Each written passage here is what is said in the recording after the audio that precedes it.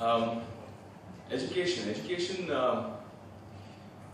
is the building block of society, of course. All of us know that. It's also somewhere what we use to carve our identities. I think for me the whole process of education, the whole process of school, all my memories of going through that education, hanging from the big banyan tree outside Besant Montessori, in the playground, in the recess period, trying to mimic Tarzan and hoping not to fall and scrape our knees. I think all that is also education, not just learning 2 plus 2 is 4. For me, the experience of education, the experience of going to school, the experience of interacting with teachers, of absorbing like a sponge, building bonds, relationships, that have lasted 30 odd years. I mean, I still meet friends of mine from preschool, and we still chat about stuff that we used to do back then, and we still chat about how one used to steal, somebody else's tiffin all the time. So I think, to me, education is a very holistic word. To me, the experience is what matters more than the certification, more than the statistics of it. I was a pretty good student, all thanks to the good foundation laid by my first school. But I was also a sportsman. I was a national level boxer, and I had 83% in my 10th standard. And I remember taking this very crucial decision, what I'm going to do next. And I had so much advice. You tend to get that in India. Everybody seems to give you free advice. That's part of our culture. I had so much advice on what I should do. Oh, you get into science because you have this extra 10% because of a national level sports person, so technically you're 93%. You should pursue science, and you should do this, and you should do that. And I remember thinking with absolute clarity, I was only thinking in terms of colleges, which college has the best drama facilities? Which college is doing well in theatre?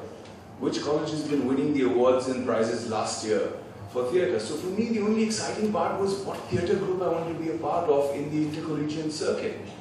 I think that I was blessed.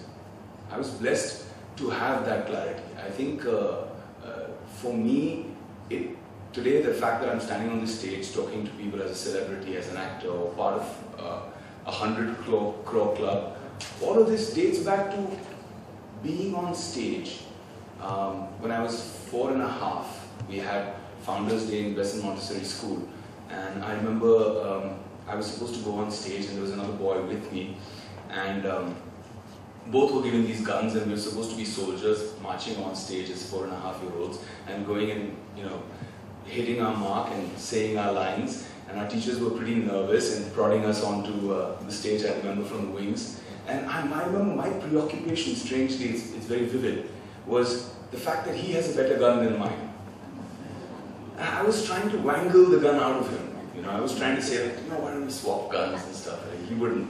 And then my moment happened because he stepped out, saw the lights, got very nervous, and started crying as a 4 and a half year old would, and dumped his gun right there and went back running into the wings.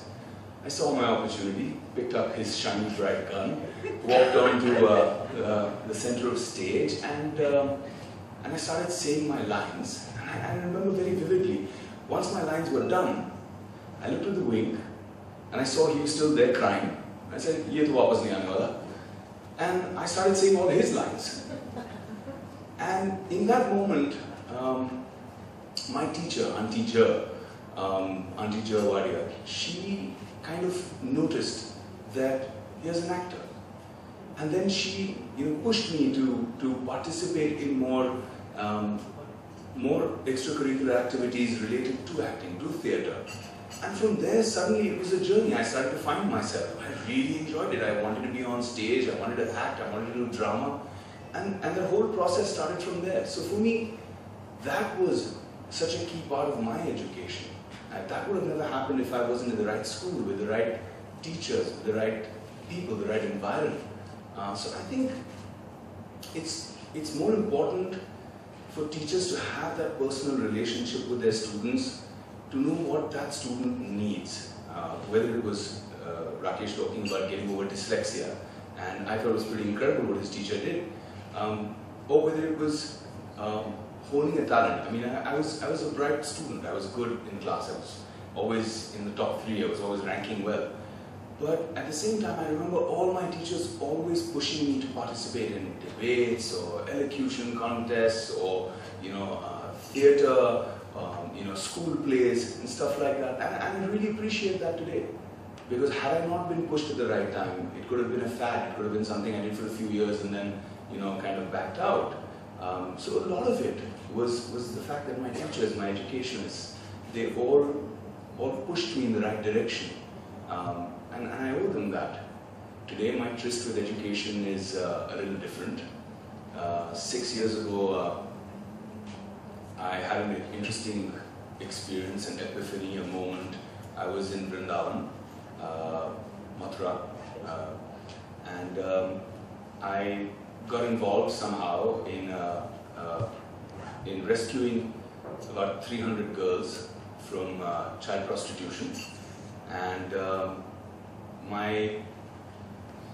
the situation I was in was a very difficult one. Instead of enjoying the satisfaction of being an instrument in freeing these girls, I was deeply concerned and disturbed because I felt, now what? So it wasn't a sense of achievement, it was a sense of purpose, a sense of responsibility that weighed heavy on my shoulders, and I was thinking, where do I go from here? Where does this road lead? And when I started talking to the girls, I said, what do you want to do? I mean, they were all 9, 10, 11 years old, lovely little children. And unanimously, they just had that was their simple dream. I want to be in school. And it was incredible because for me, I was that kid who was always trying to bunk school.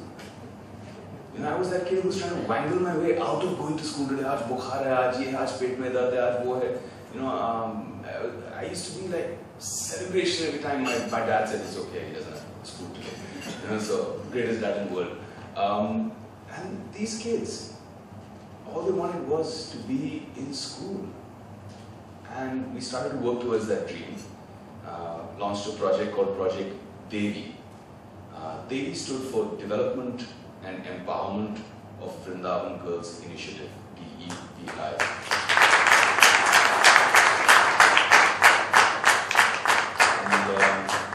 And the process was slow, it was arduous, because we decided not to involve government, to try and do this completely as a non-government initiative, and involve a lot of people, like-minded people who came on board and participated. And it is one of the most beautiful journeys of my life, one of the most gratifying. I mean, today I'm on a career high with 2 back-to-back 100 crore films.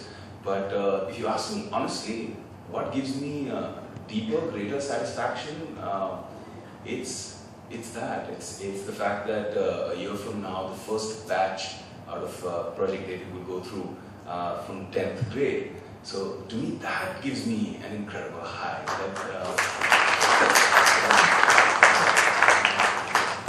So we started a free school initiative, which was supposed to be 100% free, and which was designed to give free food, free education, and free healthcare. And we decided to look at a very holistic approach. And today, it feels incredible to be part of an organization that has now